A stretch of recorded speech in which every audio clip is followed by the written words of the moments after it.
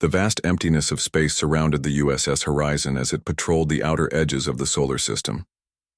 Commander Diane Miller stood on the bridge, her eyes fixed on the large viewing screen that showed nothing but stars and darkness. The year was 2157, and humanity had spread beyond Earth to colonies on Mars and Europa.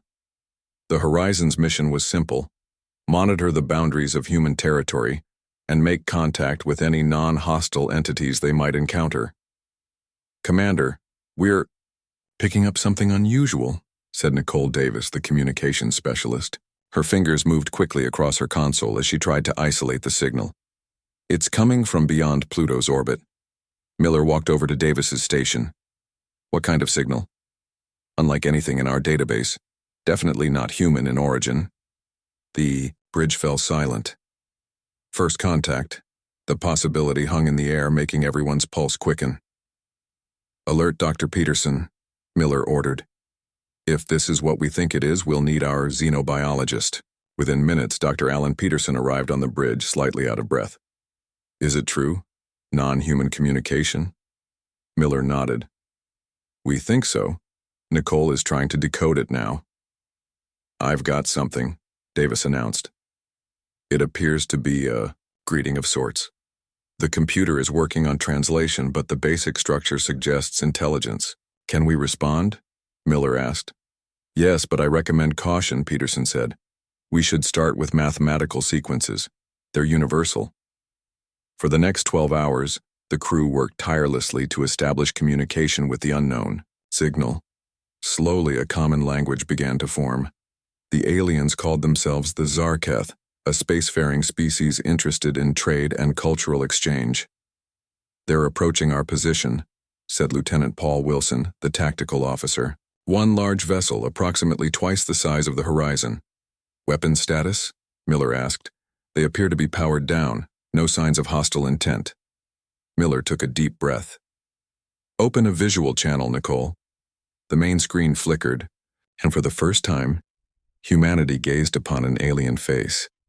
The Zarketh had scaled skin in shades of green and blue, with large yellow eyes, and a ridge of small spines running from the top of their heads down their backs. Their representative introduced himself as Trade Overseer Zekarath. "We greet the people of Earth," Zekarath said, his words translated by the computer. "We have traveled far to meet new civilizations and establish beneficial relationships." Miller stepped forward. "On behalf of the United Earth Alliance, I welcome you to our solar system. I am Commander Diane Miller of the USS Horizon. We seek resources and knowledge," Zekarath explained. "In return, we offer our own sciences and discoveries. Your species is young in the stars, but we see great potential." The conversation continued, with Zekarath explaining the Zarketh's peaceful trading collective that spanned multiple star systems. After discussing the possibility with her senior officers, Miller extended an invitation for a small delegation to board the Horizon. Engineer Jack Russell voiced his concerns privately to Miller before the aliens arrived. "Commander, I'm not comfortable with this. We know nothing about these beings." "Your concerns are noted, Jack," Miller replied. "But this is why we're out here. First contact has always been humanity's dream." When the Zarketh shuttle docked with the Horizon, a group of 5 aliens came aboard. They moved with a fluid grace that seemed at odds with their reptilian appearance. Zekarath led them, his yellow eyes taking in every detail of the human ship. "Your vessel is most impressive," he said, "particularly your propulsion systems." Dr. Peterson guided the visitors to the conference room, where displays had been set up showing Earth's various ecosystems and resources. The Zarketh showed great interest in the biodiversity database, asking detailed questions about Earth's plant life and mineral deposits. "We find your species fascinating," Zekarath said. "You have achieved much in a short time." The meeting lasted for hours, with both sides sharing information about their cultures and technologies. The Zarketh were careful not to reveal too much about their own capabilities, claiming it was their way to establish trust gradually. As the visitors were shown to guest quarters for the night, Dr. Peterson pulled Miller aside. "Something feels off," he whispered. "Did you notice how they kept scanning our systems with those devices they claimed were just translation tools?" Miller frowned. Are you sure? Not entirely. But I've seen them access terminals when they thought no one was watching. Keep an eye on them, Miller ordered. I'll have security do regular checks through the night. But that night, as most of the crew slept, the Zarketh made their move. A colorless gas was released into the security station, knocking the officers unconscious. The aliens moved silently through the ship, accessing key systems and downloading massive amounts of data. In her quarters, Miller was awakened by the ship's AI. Commander, unauthorized access detected in multiple systems.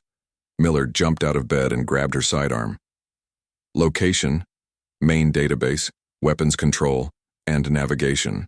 She rushed into the corridor, nearly colliding with Dr. Peterson. It's the Zarketh, he said. I saw them heading toward the shuttle bay with storage devices. Miller immediately activated the ship-wide alert. All hands intruder alert. Security. Teams to the shuttle bay. The two ran toward the docking area, but they were too late. The Zarketh had already sealed the doors. Through the viewing window, Miller could see Zekreth operating a device attached to the Horizon's main control panel. Stop! She shouted through the intercom. What are you doing? Zekreth looked up, his yellow eyes now cold and calculating. Taking what we need, Commander. Your species has valuable data and resources. We offered to share with you, Miller said, anger rising in her voice. Sharing is inefficient. Taking is direct. The alien's mouth formed what might have been a smile. Do not feel bad. This is simply the way of the universe. The strong take from the weak. Miller drew her weapon. Open this door now, or I'll blast it open. I would not recommend that, Zekreth said calmly. We have disabled your life support and engine systems. They will fail completely once we detach. If you damage the door, you will accelerate your death. Before Miller could respond, the shuttle detached from the horizon with a violent jerk, throwing her and Peterson to the floor. Through the viewport, they watched the Zarketh ship retrieve the shuttle and quickly accelerate away. All hands, emergency stations, Miller shouted into her communicator. Jack, report. Engineer Russell's voice came through, tense but controlled. They've sabotaged everything, Commander. Life support is failing, engines are offline, and communications are down. How long do we have? 6 hours of air, maybe less. Temperatures, already dropping. Miller helped Peterson to his feet. Get to engineering. Help Jack with whatever he needs. For the next 5 hours, the crew of the Horizon fought desperately for survival.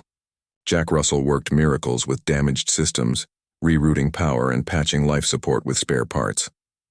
I've got minimal life support running, he finally reported, his face streaked with sweat and grease. It won't be comfortable, but we won't die today. Miller sat heavily in her command chair. Communications? Short range only, Davis replied. I've sent out an emergency beacon, but it will take weeks for rescue to reach us out here. The injured were being treated in the medical bay, while the rest of the crew worked to stabilize the ship. Miller's arm had been badly burned during an electrical fire, but she refused treatment until others were seen to. Commander, Davis called. Before communications went down, we intercepted a transmission from the Zarketh ship. What did it say?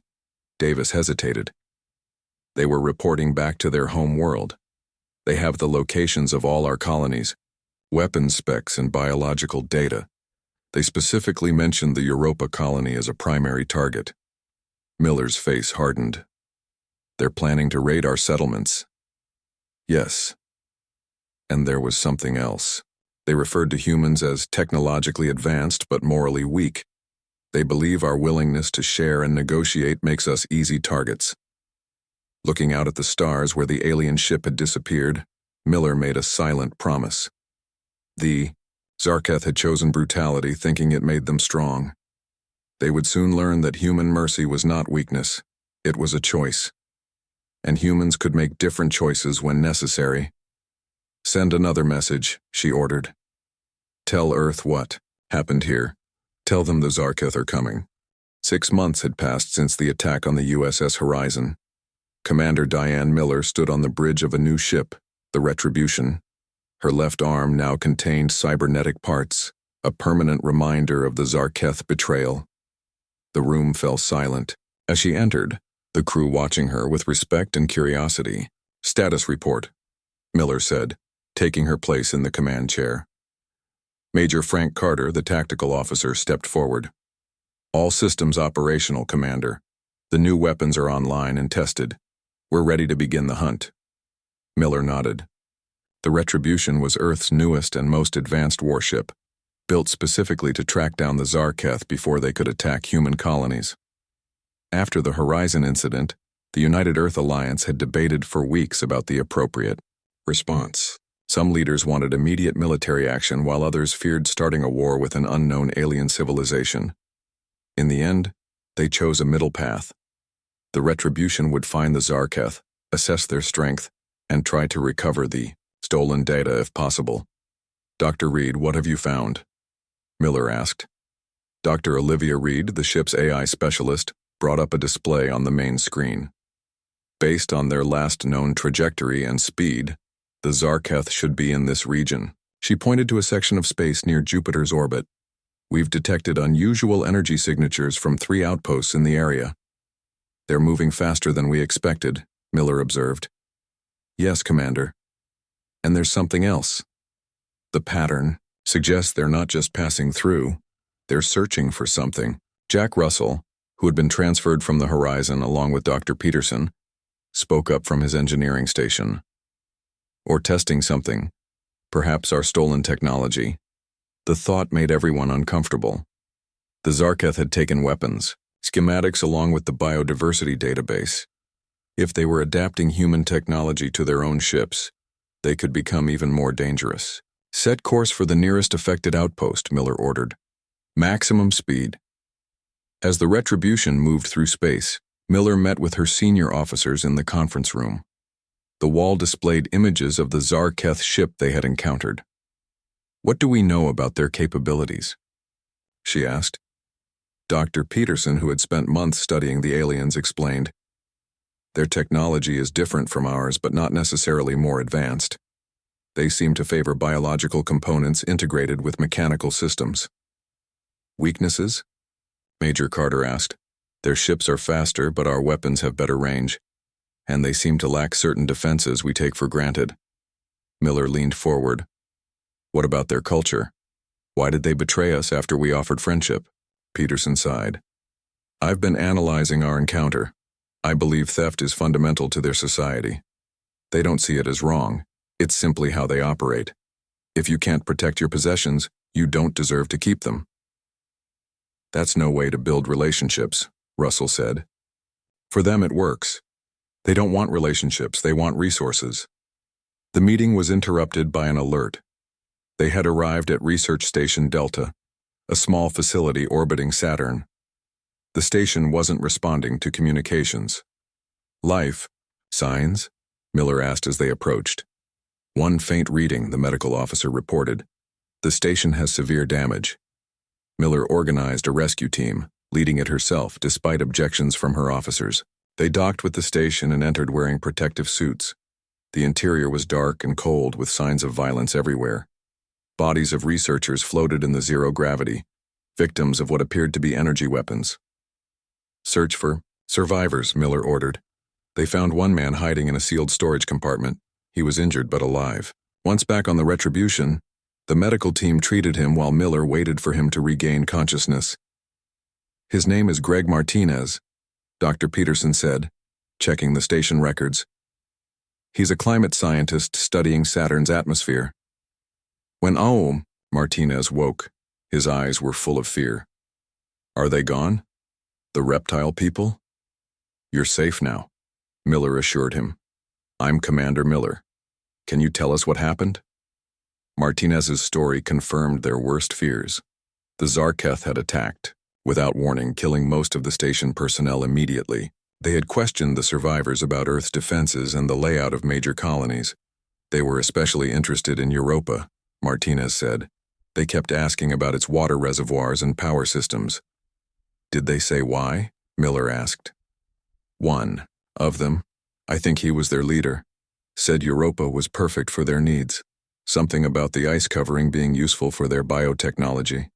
Dr. Peterson exchanged worried glances with Miller. The Europa colony was home to over 50,000 people. If the Zarketh attacked there, the casualties would be enormous. There's something else, Martinez added. They talked among themselves, not realizing I understood some words from your first contact data. They mentioned the honor of the hunt. Taking our resources wasn't just practical, it was some kind of cultural ritual for them. This new information troubled Miller deeply. The Zarketh weren't just thieves. They were hunters who saw humans as prey. 3 days later, the Retribution intercepted a distress call from a mining colony in the asteroid belt. By the time they arrived, a Zarketh vessel was already attacking the small outpost. Weapons ready, Miller ordered as they approached. Target their engines only. Major Carter looked surprised. Only the engines, Commander? That's correct. I want that ship disabled, not destroyed. The battle was brief, but intense. The Zarketh ship was smaller than the one they had encountered before, but it was fast and maneuverable. However, the Retribution's superior firepower gave them the advantage. Precise shots damaged the alien vessel's propulsion system, leaving it drifting. They're disabled, Carter reported, but their weapons are still operational. Miller made a decision that shocked her crew. Prepare a boarding party, we're going to capture that ship. Commander, with all due respect, that's extremely dangerous, Carter protested. They have our technology and information about our colonies. We need to know what they're planning. Miller's expression was determined. And we need prisoners to understand our enemy better. The boarding operation was dangerous, with the Zarketh fighting fiercely to defend their ship. 2 human soldiers were injured, but eventually the aliens were overwhelmed. Among the captured was a Zarketh officer who identified himself as Sub-Commander V. Kator. Back on the Retribution, Miller visited the brig where V. Kator was being held behind a force field. The alien stood tall, showing no fear. Why attack our outposts? Miller asked him directly. Kator's yellow eyes narrowed. You ask obvious questions. We take what we need. That is the way of all intelligent species. Not humans. We trade. We share. The alien made a sound that might have been laughter. Yes. That is why you are weak, and why we will succeed. Dr. Peterson, who was observing the exchange, stepped forward. Yet here you are, captured by those you call weak. You did not kill me in battle, Victor replied with what appeared to be disgust. There is no honor in taking prisoners. A worthy enemy deserves death. This statement revealed something crucial about the Zarketh. In their culture, mercy wasn't valued. It was seen as an insult. Before they could question him further, an urgent message came from the bridge. The Retribution's long-range sensors had detected a fleet of Zarketh ships heading directly for the Europa colony. There were at least 6 vessels, all larger than the one they had just disabled. How soon can we reach Europa? Miller asked Russell, when she returned to the bridge. 20 hours at maximum speed, he replied. But Commander, even with our firepower, we can't take on 6 of their ships alone. Miller looked at the tactical display, her mind racing. We'll need help. Send a message to Earth. Tell them to deploy everything they have to Europa. She turned to Dr. Peterson. And I want to know everything our prisoner can tell us about Zarketh battle tactics. As the Retribution sped toward Europa, Miller knew they were racing against time. The colony's defenses were limited, designed more for protection against natural hazards than alien invaders. The thousands of people living there had no idea what was coming. They chose brutality, Miller said quietly to herself. We'll show them another way. Alien thieves chose brutality, human chose mercy. Instead, Part 3, the battle for Europa. The Retribution arrived at Europa 18 hours later.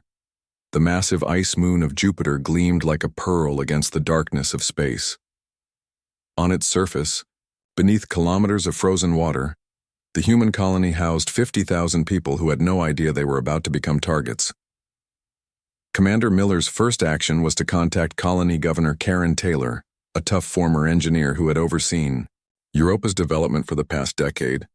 Governor, this is Commander Miller of the Retribution. We have an emergency situation. Taylor's face appeared on the screen, concerned, but composed. What kind of emergency, Commander? A fleet of alien vessels is heading toward Europa. They've already attacked several outposts. We believe they plan to raid your colony for resources and technology. Miller paused. You need to evacuate your people to the emergency shelters immediately.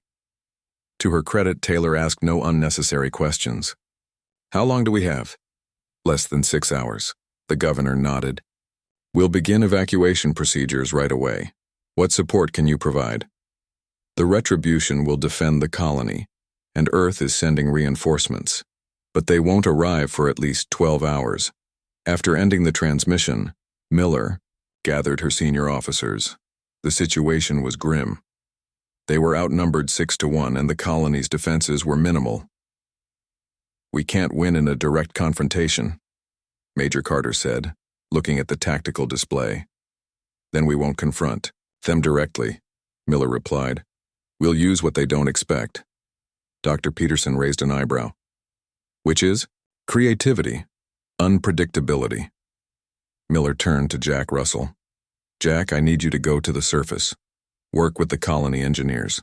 Find a way to turn their ice mining equipment into weapons. Russell nodded.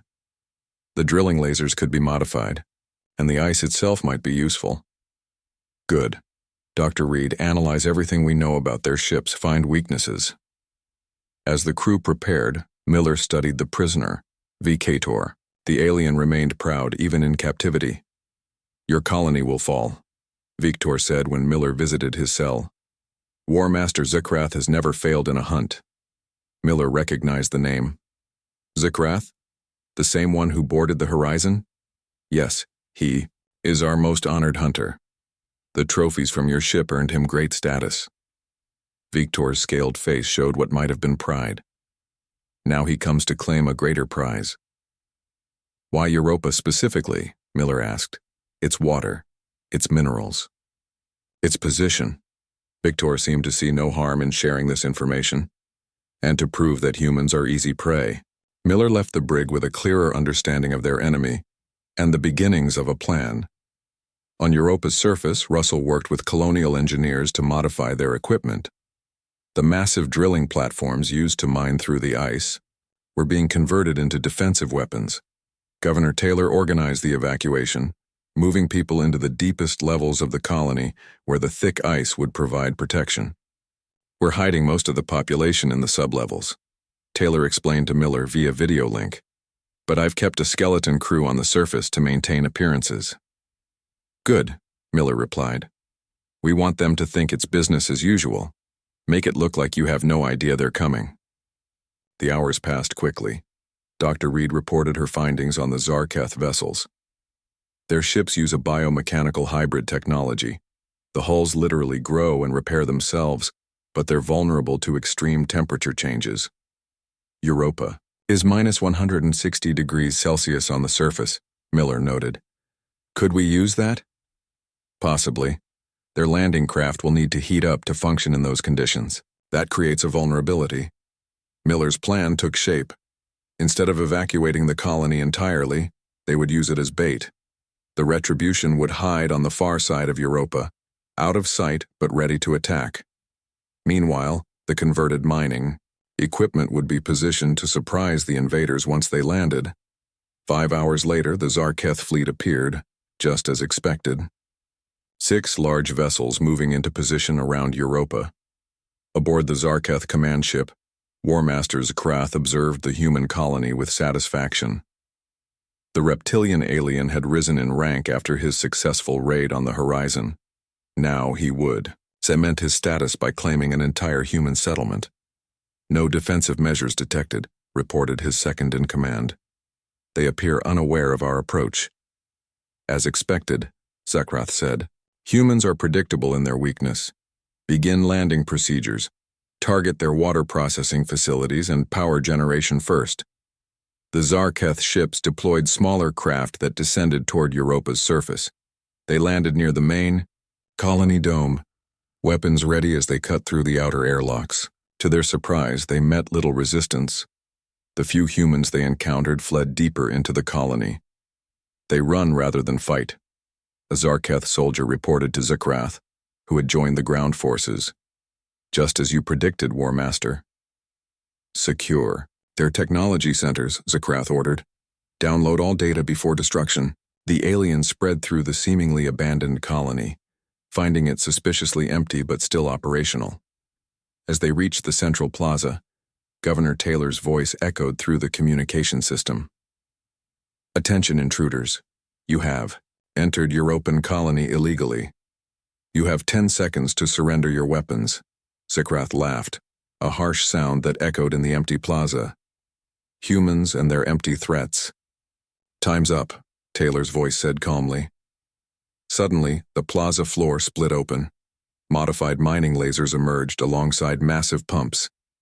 Before the Zarketh could react, jets of supercooled water sprayed into the air, flash freezing upon contact with the thin atmosphere in the dome. Several alien soldiers were caught in the spray, their biomechanical armor freezing and cracking. At the same moment, the Retribution appeared from behind Europa, attacking the Zarketh fleet. The surprise was complete. 2 alien ships were disabled before they could raise their defenses. All weapons target their propulsion systems, Miller ordered. Disable, don't destroy. Major Carter looked concerned. Commander, we can end this threat permanently if we are not like them, Miller interrupted. Carry out your orders, Major. On the surface, the Zarketh landing party found themselves trapped. Governor Taylor had sealed all exits and was using the colony's ice mining equipment as weapons. Jets of pressurized water cut through alien armor, while rapidly deployed ice walls blocked their retreat to their ships.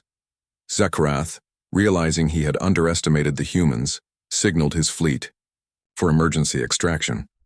But the response was not what he expected. War Master, we are under attack, came the panicked reply. Human vessels appeared from nowhere. 3 of our ships are disabled. The battle in space intensified. Earth reinforcements arrived earlier than expected. A small fleet of ships that had been stationed near Jupiter for training exercises.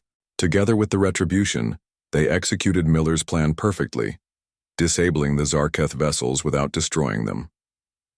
On the command ship, Zakrath fought desperately, even as systems failed around him. A direct hit from the Retribution damaged the bridge, killing several crew members and leaving the War Master injured. As fires raged around him, Zakrath prepared for his final stand. In Zarketh culture, death in battle was preferable to capture. He would self-destruct his ship rather than surrender. Then, an unexpected communication came through. Commander Miller's face appeared on his damaged screen. War Master Zakrath. Your fleet is disabled. Your ground forces are trapped. This battle is over. Zakrath bared his teeth. Nothing is over while I still breathe. A true hunter never surrenders. I'm not asking for your surrender. Miller replied calmly. I'm offering assistance. Your ship is critically damaged. Your crew is dying. We can help. This offer confused Zakrath. In all his years of raiding, he had never encountered prey that offered help to its hunter. Your offer makes no sense, he said. This is a trick. No trick, Miller answered. Just a different way. You chose brutality. We choose mercy. For the first time in his life, War Master Zakrath found himself without a clear path. The human offer violated everything he understood about the natural order. Predator and prey. Hunter and hunted, strong and weak. Why would you help those who came to destroy you? He asked. Miller's answer was simple. Because we can. Because that's who we are. As the fires spread on his bridge, and his remaining crew looked to him for guidance, Zakrath made a decision that would change the course of both their species. We will accept your assistance, he said, the words unfamiliar on his tongue. On Europa's surface, the trapped Zarketh soldiers received orders from their War Master to stand down, orders that confused and shocked them as much as they did Zakrath himself. The battle for Europa was over, but the true challenge, understanding between 2 fundamentally different species, was just beginning. 2 weeks after the Battle of Europa, the captured Zarketh were transported to a secure facility on Mars. The Red Planet's military base had been quickly modified to house the alien prisoners, including War Master Zakrath and 30 of his warriors. Commander Miller stood at the viewing window watching Dr. Peterson attempt communication with the aliens. "Any progress?" Miller asked when Peterson joined her outside the containment area. "Some," he replied. "They're confused by our treatment of them. In their culture, captured enemies are either killed or enslaved. Our approach makes no sense to them." Miller nodded. "And Zikrath?" "He's the most interesting case. He keeps asking why we saved his ship when we could have destroyed it. I don't think he's ever encountered mercy before." The decision to spare the Zarketh had been controversial. Military leaders back on Earth wanted the aliens imprisoned indefinitely or used to develop better weapons against future attacks.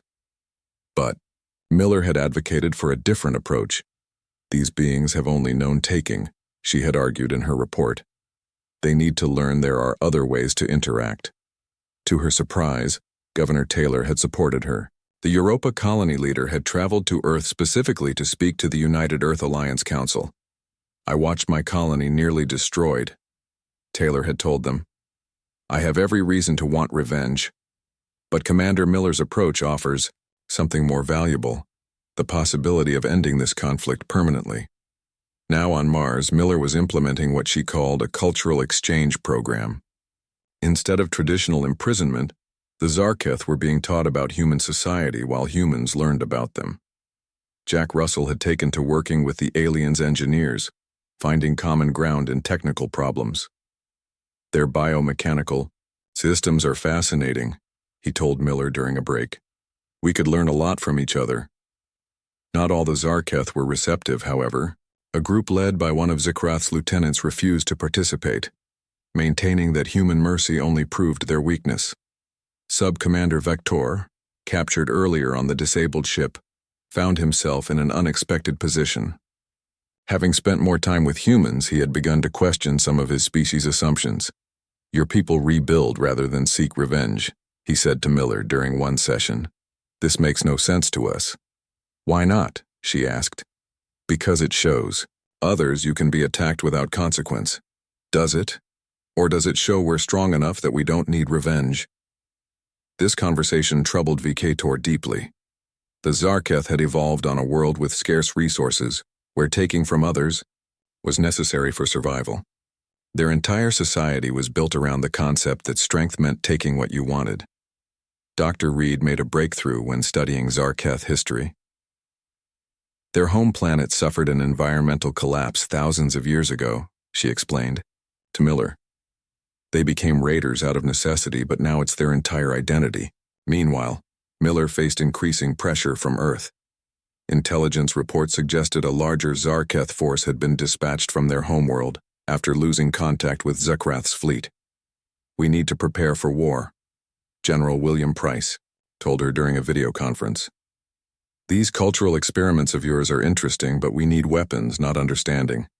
"With respect, General, weapons alone won't solve this," Miller replied. "We need to break the cycle. Otherwise, we'll be fighting the Zarketh forever." After the call ended, Miller found herself standing alone in the observation room, watching the Earth hanging in the Martian sky. The beautiful blue planet seemed so peaceful from a distance, hiding the frantic military preparations taking place on its surface. The door opened, and Governor Taylor entered. She had remained on Mars to help with the Zarketh program. "Tough call?" she asked, noticing Miller's expression. "They want results, preferably weapons or tactical advantages." Taylor nodded. "Politicians always want quick solutions, but some problems need time. Time is what we don't have," Miller said, showing Taylor the latest report.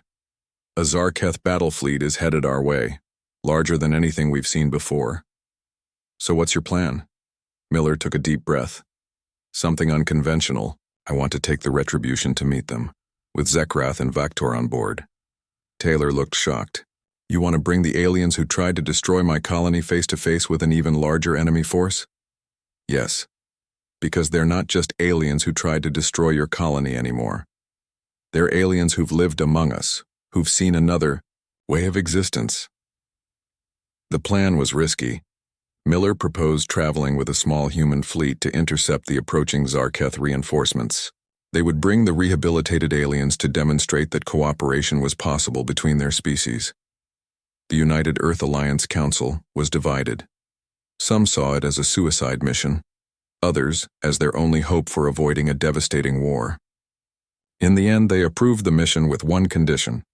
If diplomacy failed, the human fleet was authorized to use a newly developed weapon capable of disabling all Zarketh ships at once. As preparations began, Miller visited Zuckrath in his quarters. The War Master was no longer held in a cell but in a monitored living space where he could move freely. "You plan to confront the battle fleet," he said as soon as she entered. It wasn't a question. "Yes, and I want you to come with me." Zuckrath's yellow eyes narrowed. "To do what? Beg my people not to destroy yours?" "To show them there's another option besides endless raiding and fighting." The Zarketh was silent for a long moment. "Our ways have sustained us for thousands of years. You think a few weeks of kindness will change that?" "I think seeing is believing," Miller replied. "You've seen how we live. You've seen that sharing resources creates more for everyone than taking does. Some of my warriors still consider your mercy a weakness. And what do you consider it, War Master?" Zuckrath turned away, looking out the window at the red Martian landscape. "I don't know anymore, and that uncertainty troubles me more than capture ever did." 3 days later, the Retribution led a fleet of 5 ships to the edge of the solar system. Long-range sensors detected the approaching Zarketh battle fleet, 15 large vessels moving in attack formation. On the bridge, Miller stood with Zuckrath and Victor beside her. The 2 aliens watched as the massive fleet of their people came into visual range. "They will not listen," Zuckrath warned. "They come to avenge our capture and take what they want." "Maybe," Miller acknowledged, "but we have to try." She opened a communication channel. "This is Commander Diane Miller of the United Earth Alliance. We come to speak, not to fight." There was a long pause before a response came. The face that appeared on screen was similar to Zuckrath but older, with more prominent spines. "I am Supreme, Hunter Klavak. You hold our warriors captive. Return them and surrender your colonies, and perhaps we will kill you quickly." Miller gestured for Zuckrath to step forward. The War Master moved into view of the camera. "Supreme Hunter, I speak freely, and without coercion. The humans have shown us another path, one where taking is not the only way to survive." Klavak looked shocked to see Zuckrath alive and unharmed. "You have been corrupted by captivity." "No, I have been changed by understanding." Zuckrath gestured to the humans around him. "They could have destroyed us. Instead, they helped us. They taught us. There is strength in this approach, perhaps more than in our way." As proof, Miller transmitted footage of Europa being rebuilt, with Zarketh working alongside humans to repair the damage from the battle. She showed images of the cultural exchange program and the technological advances both species had made by sharing knowledge. "We offer the same to you," Miller said. "Alliance instead of endless conflict, growth instead of raiding." The Zarketh fleet held position, neither advancing nor retreating. On their command ship, the Supreme Hunter faced a choice that would define his species' future. 6 months later, a memorial was unveiled on Europa's surface. It honored both human and Zarketh lives lost in the conflict. Commander Miller, now promoted to Admiral, stood with Governor Taylor as the monument was revealed, a sculpture showing 2 hands of different species reaching toward each other. Nearby, Vicator addressed a group of young Zarketh who had arrived as part of the first official exchange program. "Our species has always valued strength," he told them, "but we are learning that there are many types of strength. The strength to fight, yes, but also the strength to show mercy, to help, to build, rather than take." After the ceremony, Miller found Zuckrath looking out at Jupiter, visible through Europa's clear dome. "Your Supreme Hunter made the wise choice," she said, joining him. "Not all of our people agree," Zuckrath replied. "Some factions have rejected the alliance. They continue. The old ways. Change takes time. We'll face those challenges together." The former War Master turned to her. "There is a concept your Dr. Peterson has been teaching me. A human word that has no equivalent in our language." What word is that? Forgiveness. Zekarath tested the strange word carefully. The idea that harm done can be acknowledged but set aside to build something new. My people have always believed that weakness must be punished and strength rewarded, but perhaps the greatest strength is to forgive when you have the power to destroy. Miller smiled. I think you understand the concept perfectly. As they watched humans and Zarketh working together on the colony below,